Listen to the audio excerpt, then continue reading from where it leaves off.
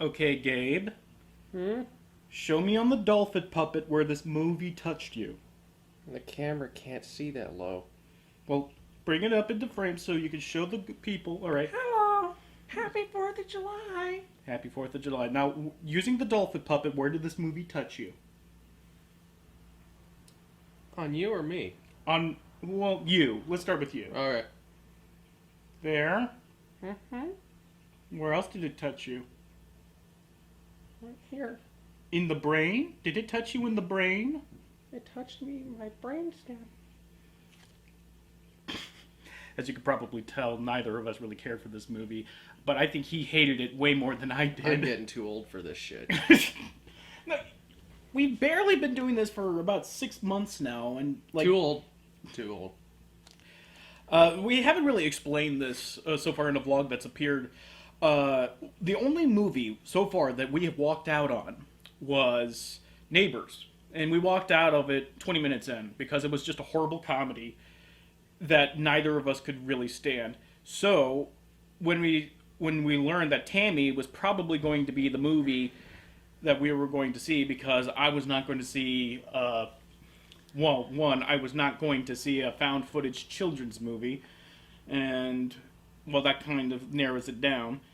Nor am I going to see another found footage horror movie, so it just kind of became Tammy. So going into it, I think we were both prepared for another Neighbors. we were going prepared for. I wasn't really prepared for another Neighbors, to be honest. I was I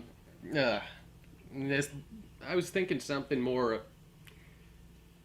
I don't know, something better than Neighbors. Because That's reasonable, right? yeah, it's reasonable, like something you don't want to walk out on. And I do believe there were times where both of us wanted to walk out on. We would have walked out of this movie, except that you know what? This movie was our punishment for walking out on Neighbors. That's what it was. It's like it could This get is so karma. much. This is gonna get so much worse. You fucks Just fuck us for walking out. out on Neighbors. You know, I So many people liked Neighbors. Apparently, Yeah. this. Which completely baffles us. I don't know.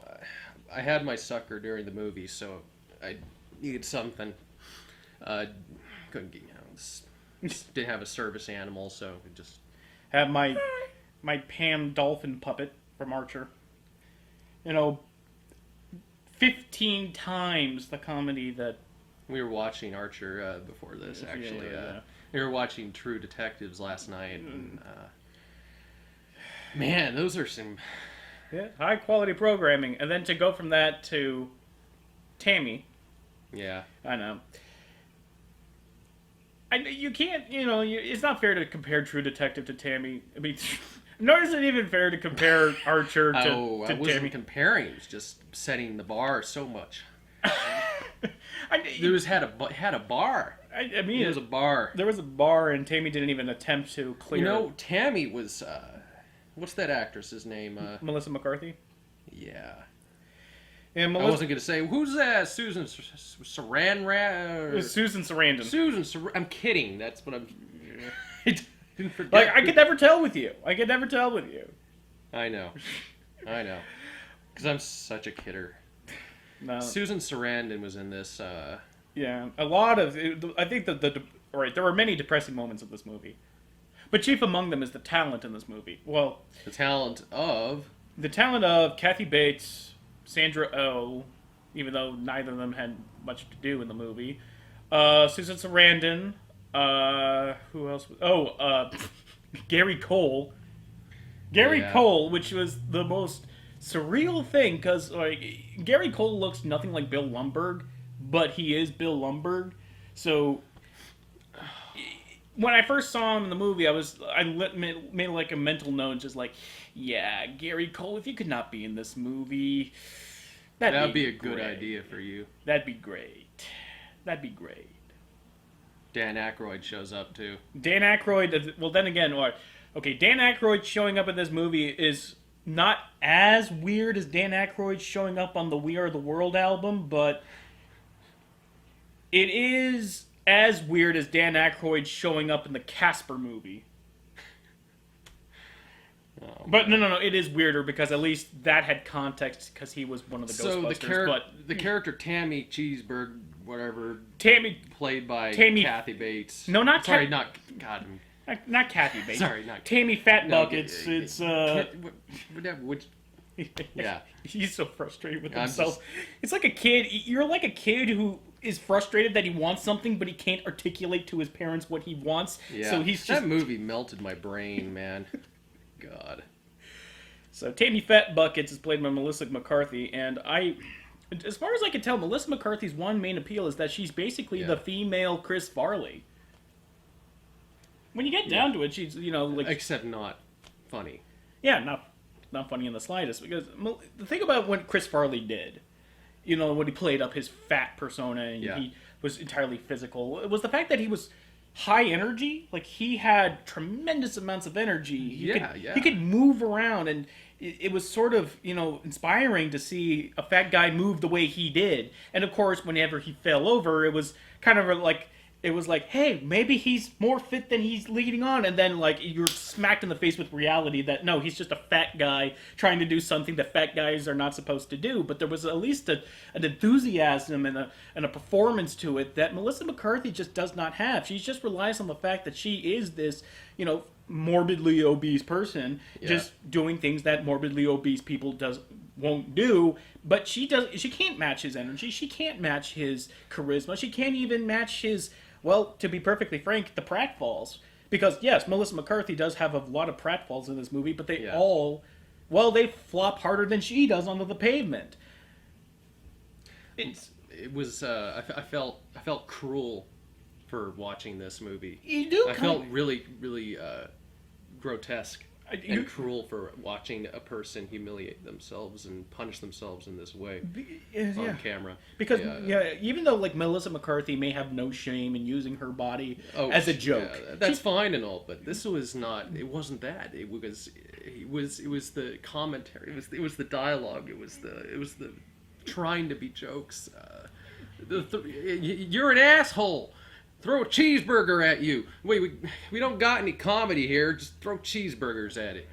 Yeah, it's funny, and it was funny because we had people were laughing, clapping too. They were clapping during this movie. Well, keep in mind, one guy was. There was 8 other people in this theater with us. I don't care. There was somebody clapping for this movie.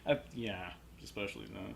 But I compared Tammy's, not Tammy's performance, but Melissa McCarthy's performance as Tammy is sort of like the fat kid in class who is so insecure with the fact that no one likes him that he tries to do everything he can to make other people laugh, including isn't this funny? Isn't this funny? Like me? Yeah. And you, more than anything, it's not only not funny, it's depressing. It's depressing. I was really depressed. It really is I started feeling bad about my my own life. Anything that was. This is 4th of July, and this is the movie I'm watching.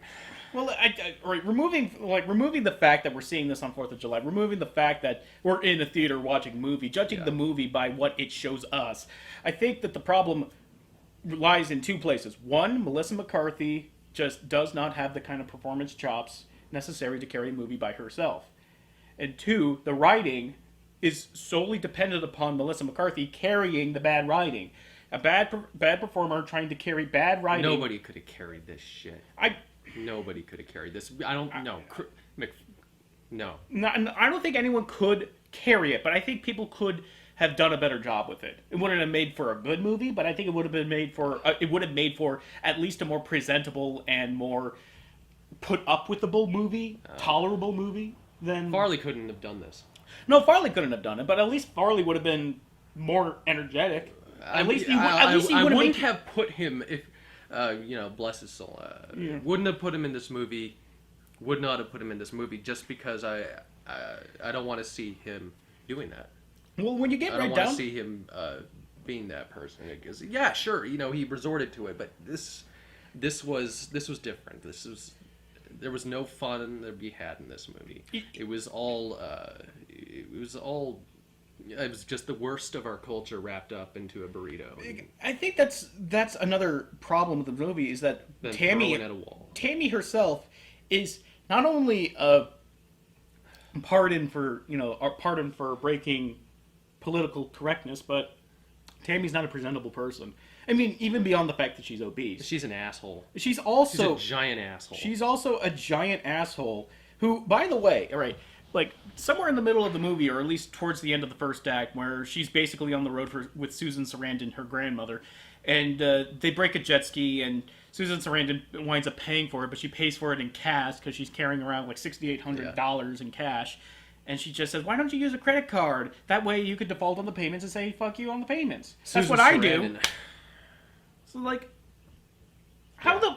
Right. No, yeah, I'm not even trying to... You go... No, go ahead. That's what we're here to do. I'm not even going to try to explain the drive in this movie. The character drive in this movie is just where it comes out of nothing.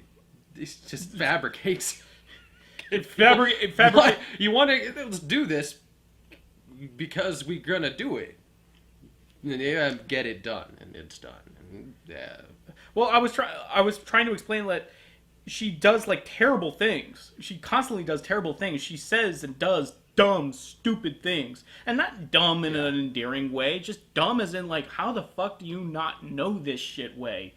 You are absolutely everything wrong. Like who's Mark Twain? Like there's this really bad joke about not knowing who like Tammy doesn't know who Mark Twain is.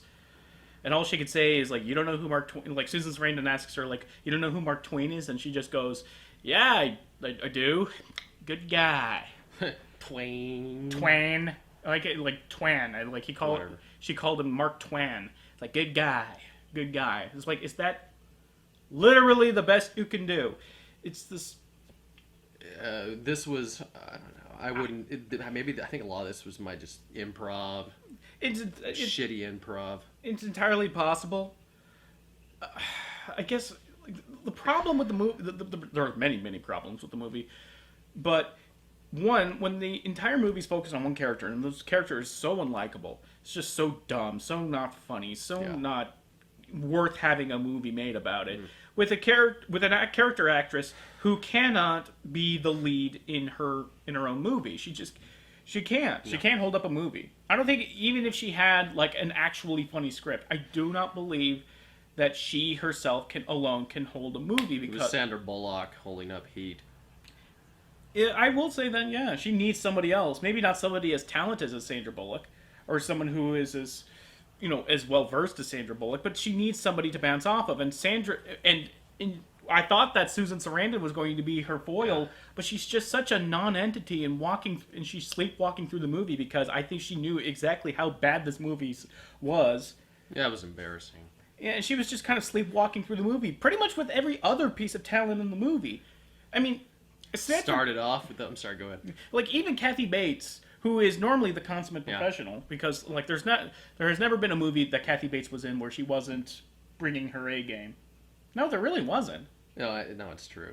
I feel so bad that I mixed the names up. It was like, that was bad. I think that was intentional, but yeah. But Kathy Bates, when she has her moment towards the end of the movie, where she basically tells Tammy to like, "What the fuck are you doing?" Giving her a verbal bitch slap. That was her moment, and she knew that she couldn't just phone it in. But everyone else, everyone else was just like sort of background dressing in the movie, and I'm wondering out loud, like, why the fuck was Sandra Oh in this movie? She had nothing to do. It was just Sandra Oh being Kathy Bates' lesbian lover. You heard that right, folks. Kathy Bates and Sandra Oh are lesbian lovers in the same movie. Yeah, Sandra Oh shows up and does nothing. Absolutely nothing.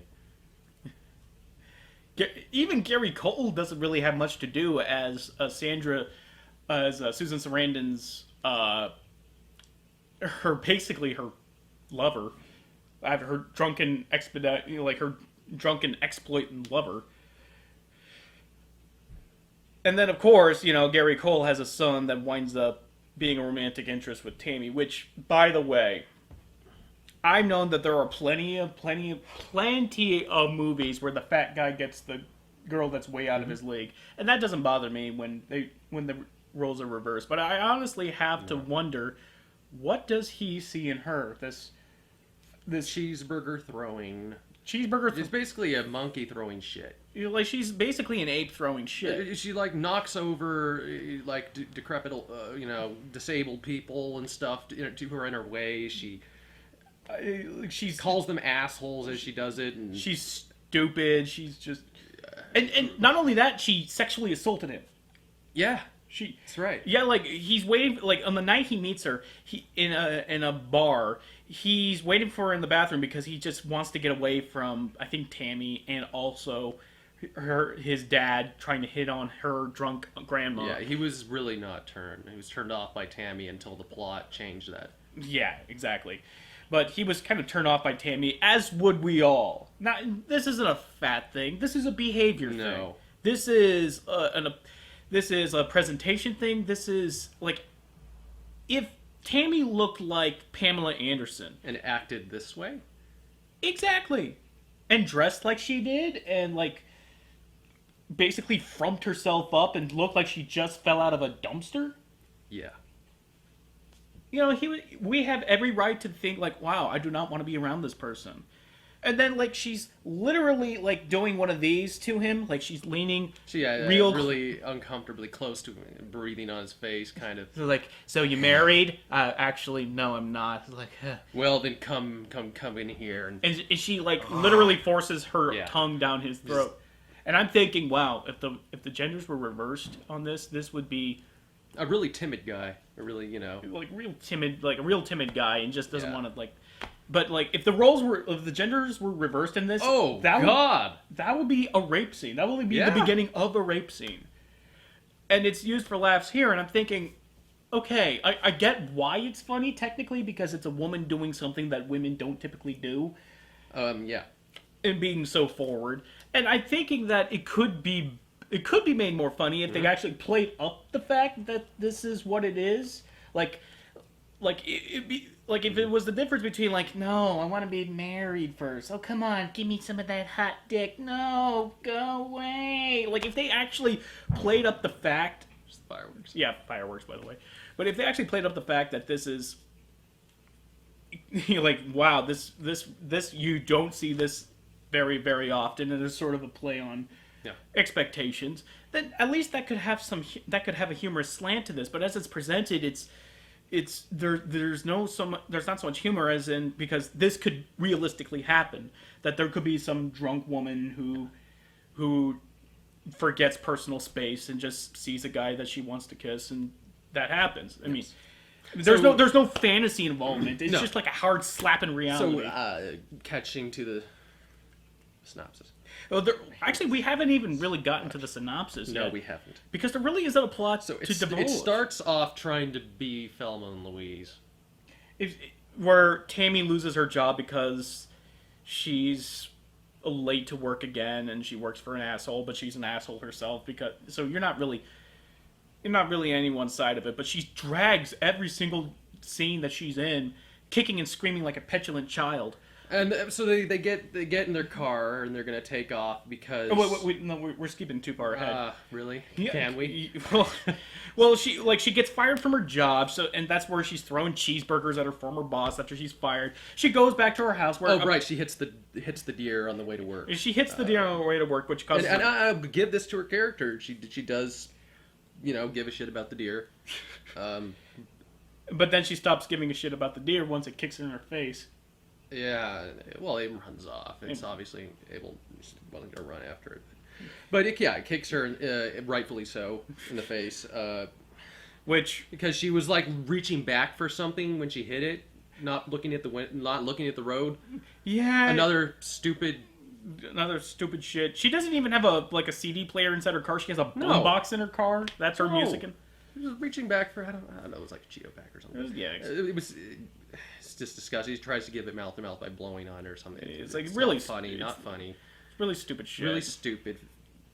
Fucking God. I'm not gonna say fuck this movie. I just did, but fuck this movie. Yes, Dolphin. You're right. You're slowly losing your mind. But here's I think where at the beginning of this movie, I knew that Tammy was sort of an irredeemable character. Yeah. Was when she goes back home and she realizes her husband is cheating on her. And by the way, for someone who works at a fast food restaurant, she lives in a great house with flat panel TVs. Her husband had to literally make every bit of cash on it. Yeah. And he's cheating on her with the neighbor. And he's just like, one, all right, he shouldn't have cheated on her. But you find out later that she cheated on him. Mm-hmm. And this movie is so good at not being what it's supposed to be, trying to be. It's so bad at its own plot that it just envelopes in on itself and implodes. It just. So, like, one, you can't even get on her side at the first place because she's such a noxious person. But then you find out that she doesn't even really have the moral high ground in this temperament. She's just this petulant child who, like an IQ of like all 10 fingers. Like, she can't count to her IQ on 10 fingers. She just can't do it. But and then you find out that she, like, when any shitty thing that happens to her, she deserves. Yeah. It's like she doesn't deserve to be in that house. And she also brought upon herself. She brought upon herself, and she deserves everything she gets. And more to the point. And sometimes the characters are even having to tell her that. Yeah. Like, you gotta claw your way to the top, kicking and screaming to get something.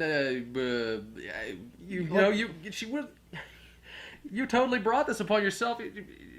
Your grandma's drunk, and it's like,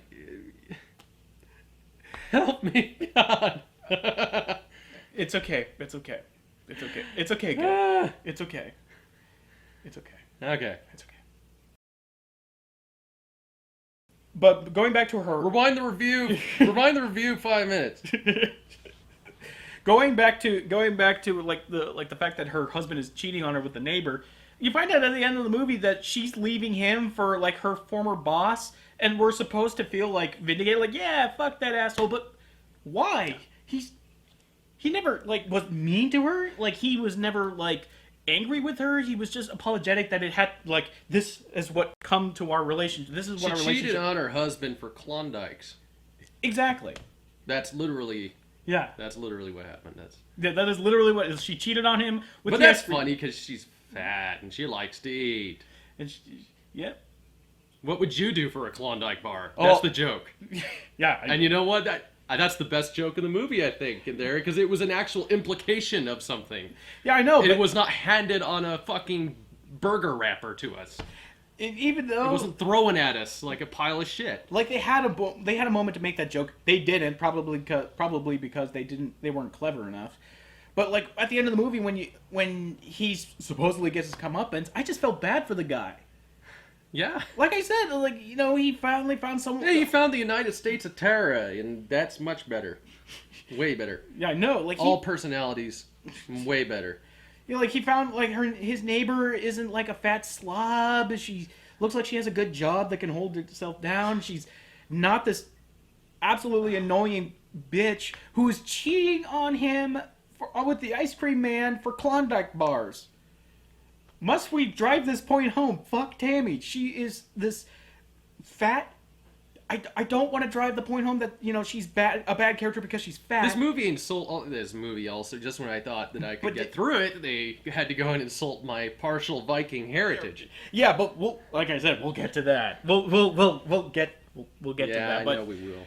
But I don't want to bring up fat as a pejorative against her character, but when she's presented herself as this corpulent, completely unattractive, and, like, focusedly so, to play up for laughs, then you're left with nothing with this character. Yeah. There is not a single redeeming quality about her other than she's too stupid to, like, really be, like, a danger to herself. I think maybe she was relatable to certain types of audience. Not going to say anything about. I can't even imagine how anyone could relate to Tammy. I can't imagine anyone that stupid. And two, I can't even imagine anyone who is so bereft of dignity. Well, there was somebody in the audience who really liked Tammy. Yeah, I don't know. Just when you think you've got humanity figured out, they might find a new way to let you down. So with losing her car basically because of the accident, losing her job, and now losing her marriage, she decides to just get out of town, and her grandma says, "Fuck this town too," and just goes on a road trip. And then from there until the end of the movie, it's just a series of misadventures. There's no real like plot. There's just people meet, they re-enter the movie because of convenience, and then they exit. Susan Sarandon and Melissa McCarthy. Thelma and Louise. If you're trying to compare Melissa McCarthy to Gina Davis, you got another thing coming, my main man. This is exactly this. No, that was what they were going for. In a way, they were. And I think there's a reason why they cast Susan Sarandon in that role. But yeah. But again, it's just the misadventures of these two, and they wind up drunk a lot. They go off the reservation. They go on from Missouri, then circle all around the United States for like no real direction. I thought they were like at one point they were heading for Niagara Falls, but then that got shelved when they got arrested somewhere in those sticks. Keep going back to it, but this movie was to Thelma and Louise as Space Mutiny was to Chariots of Fire. How in the fuck did you arrive at Chariots of Fire? Chariots of Fire. How did I arrive at Space Mutiny? I don't know. I just like you're just at this point you're like listing movies at this point. You know, this movie was to Spaceball, what the Ten Commandments was to Merchant Ivory films. What? You know, this movie was to the Garbage Pail Kids movie what Star Wars was to Star Trek, okay? It was just a cheap imitation of it in some way that I can't fully describe to you right now, okay? Okay, this is what professional movie reviewing is, alright? We're comparing movies that make absolutely no nonsensical, have no sense to them whatsoever. Or how about, Temptation of Last Temptation of Christ as to what was it, Samurai Warrior or whatever. Samurai Cop. Samurai Cop. Or... oh, I'm just derailing as much as I can possibly get off of this movie. At a certain point, it's revealed that Susan Sarandon is off her meds, and while they're jailed, Melissa McCarthy decides, okay, I'm going to rob a store to try to get bail money. Here's the thing. As she's prepping her like makeshift mask and little paper sack gun, because she doesn't really have a gun, so she's doing one of these things and to pretend. All wilted. It's like wilted. Because, just in case people weren't sure that there wasn't a gun in they meant it. Yeah, of course, to make it funnier. Yeah. And then they play Thrift Shop. Over, like, ostensibly her just kind of dancing her way to the fast food store to rob it. This has nothing to do with Thrift Shop. Other than sheets smelling like piss, I think nothing. I think Melissa McCarthy smelled like piss throughout that movie. She certainly looked like it. Yeah. But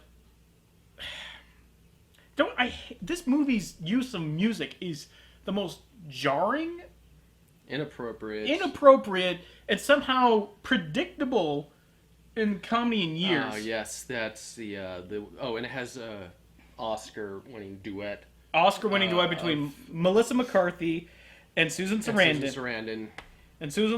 Midnight Rider.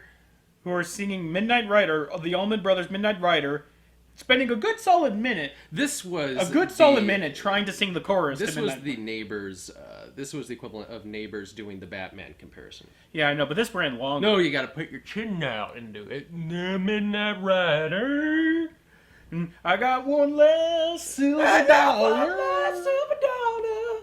They do that for a full minute, and then what do they do? What does the film do? What does the film do? I was like, oh, they're not going to go into that, are they? They're not going to. So they sequel into that song. They segue into that song. That's what they do. There's gonna be some editing in this one. No, no, that shit's going in. Literally fuck you. They literally segue into Susan Sarandon and Melissa McCarthy driving back, and then Midnight Run is playing. It's like we just heard it for a minute. Why do we? I don't want to hear that song ever again after they thrashed that. So she steals the money, but it turns out that she made bail on her own because Gary Cole, her lover now, and his son bailed her out on money. Which, okay, point of fact here, we missed this, but Gary Cole and Susan Sarandon locked Melissa McCarthy out of their makeshift motel room out of their motel room to fuck, and then left her to sleep outside. Now, this was a moment that we should have been feeling sorry for Melissa McCarthy. No, because that's awful. That is no, it's a horrible thing to do to somebody who doesn't deserve it. But you can't help but feel that she does deserve it. Yeah. I mean, I'd lock her out too. I don't want her in my house. I don't want her in my personal space. But at the same time, you can't be on Susan Sarandon's side because she's a drunk asshole throughout the entire movie. Because that's Susan Sarandon's character. She's just this perpetually drunk grandma who says and does terrible things, including fat shaming Melissa McCarthy in front of an entire group of people, and flashing, getting drunk and flashing her tits. Yeah. Nah. No, they didn't show that. No, they did show it, but actually, from what I understand, they might have underplayed it, but Susan Sarandon did have a nice pair. Does have a nice pair. I'm not saying that I'll ever turn down if any of you women out there want to show me your boobs, I will never turn it down. Okay, never turn it down. That's not a pig thing to say. That is an artistic thing to say because an artiste. Because I appreciate beauty. Why would I ever want to not see beauty? Absolutely. Exactly. So show me your boobs. Don't start talking. Just show me your boobs. Show me your boobs. Now we're resorting to McCarthyism right now. Yes, we are. So then they realize, holy crap, we got $1,600 that we stole from a fast food restaurant. And so then they have to, bring it back, which is another not at all completely out of character. Yeah. Because Susan Sarandon just said, we're going to give that money back. Really? Really? Susan Sarandon? You? It's apparently You're going to start setting a good example now? You care about the law now? Because it's revealed that she's buying illegal drugs from a drug dealer, and so you care about that now. Okay, all right. So they bring it back, but they're still wanted. So they meet Kathy Bates in an RV where they torch their car, and since they had to pay for that jet ski, they've been lugging around a jet ski. Kathy Bates takes her to her lover, Sandra Oh, and they're going to have a lesbian 4th of July party, which is a lot more dull than you think it'd be. Yeah. I mean, when you hear lesbian 4th of July party, you're thinking bandstand and Up With America songs and patriotism, and then a oil wrestling ring where chicks painted up in the red, white, and blue just wrestle each other. Yeah. I mean, that's how every other porn on the world would have filmed that scene, but not this piece of shit. It's what? It's lesbians are normal people too. I mean, the hell you say? I did not sign up for this. Anyway. Yeah, you get to see them all do some awkward dancing. Yeah. There's this one... Bump butts together. Yeah, no, awkward white people dancing. Which is weird because not every one of them was white, but they were all doing, that whole, the Commander Shepard. The... Come on, let's everyone do the Commander Shepard. Yeah, Kathy Bates does the, Actually, that was so weird because it just cuts to Kathy Bates, doing a... It looks like she's herniating. It looks like she... what? Is she all right? Is she all right? It just cuts to her, after a scene plays out. After a scene plays out, mind you. It just cuts to her going, ooh, ooh, ooh, ooh. Snaps back to her, she's just fine. And then, fade out. What the fuck was that? I have no idea what the hell that was. And that's when, this is the moment. This is the moment where the movie provided me with one of the most genuine, like, hurtful laughter I have ever had. But it's not to the movie's credit. They take the broken jet ski, set it onto the lake, and give it a Viking funeral. And then, like, Kathy Bates... That's fine. I know. But Kathy Bates does this whole, like, speech. It's like, it is a shame that we never got to feel your mighty motor between our thighs. Oh, yes. You watery craft of excellence. And he is a down-and-out, prideful motherfucker when it comes to his Viking heritage. He's like Norwegian. If you can't tell, I'm not that prideful. I've met people who have less heritage than I do, who are more prideful than I am, apparently. But you don't. It's not like it's not a part of your personal history. But it is. I mean, like if you actually take a good look at this guy, you know, blue-eyed, heavy beard, stout shoulders, pale complexion. Oh yeah, he's Nordic. But.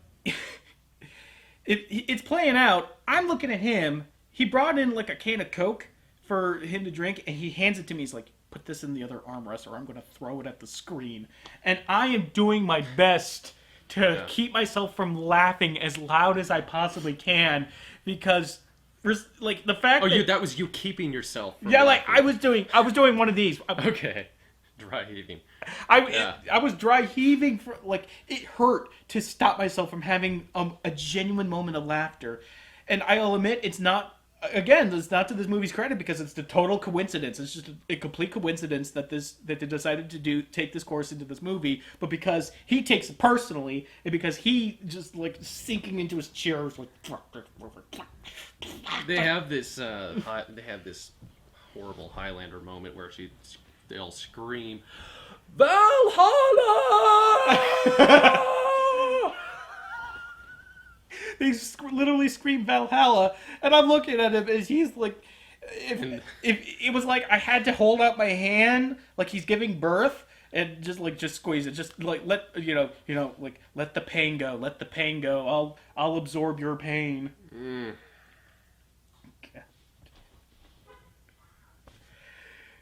He was just beside himself with anger, and he was doing his, I think that if you did not walk out on Neighbors, would you have walked out of the movie? Yes, I would have fucking walked out of this movie. Well, at that moment though, yeah, I probably would have. No, I wouldn't have, because you would have walked out before. That's exactly what I was doing.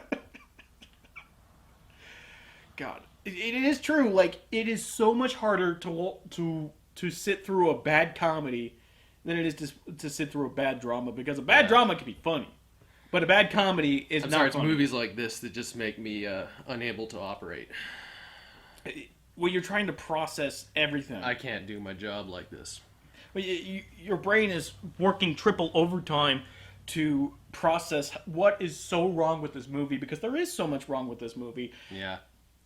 And the least of all is one of the most unsatisfactory endings to this piece of shit, because there's no real plot structure. It's just scenes happening in succession. So after the 4th of July party, when they make a drunken spectacle in themselves and Kathy Bates decides to now act,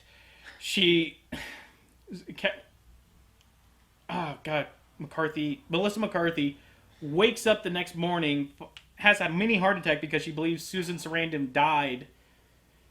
And to be fair to Melissa McCarthy, Susan Sarandon looks like she's been dead for 10 days by the time they filmed. Yeah. The Oscar for Best Makeup Artist goes to... Yeah. So, like, everyone's freaking the fuck out. And then, like, out in the... Like, during a shot of, like, Kathy Bates and Sandra Oh was like, oh my god, is it bad? Is bad? You see Susan Sarandon rise out of her chair and, like... Oh, she's not dead. And the music literally did one of those cheesy swells. It went from, like, dramatic. It went from dramatic to, like, oh no, it's all right. Bambi's mom lives, and Mufasa is still alive. And the theater goes wild. It's just actually somebody applauded. Somebody fucking.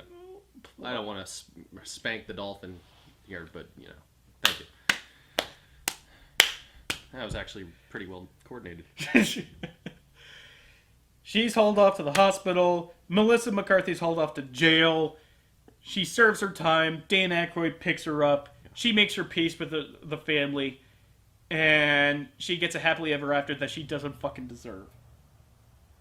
I wanted to see the entire cast just kind of burn alive, just gasoline them, and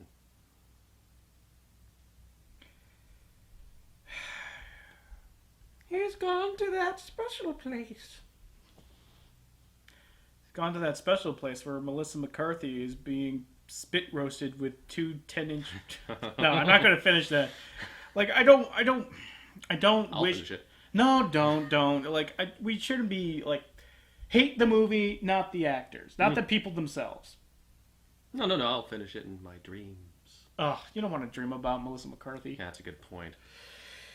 Like, I'm sure she's a lovely woman. I'm sure that she's a nice person and very funny in person. Yeah, she's sure probably one of those actresses who's really, easy to get along with. Yeah, she I hate it when people hate like the people involved in the movie, like on a personal level. No, I just hate the movie. Casting director.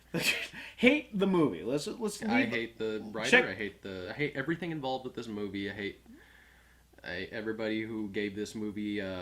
I did like power to be put on screen. Like, I mean, we're certainly not alone. I think there's like a 27% on Rotten Tomatoes, but I believe this movie deserved to be lower. Oh, so you mean that unlike Neighbors, people were aware of it? Oh yeah, people don't like this movie at all. Okay. So I guess that's in. And I just want to say about Neighbors, I'm not sorry if you disagree. It takes a big man to apologize to the men you've done wrong, but it takes an even bigger man to not apologize. Right? I think that was a line in the movie. Pretty sure. No, it was a line in a beer commercial.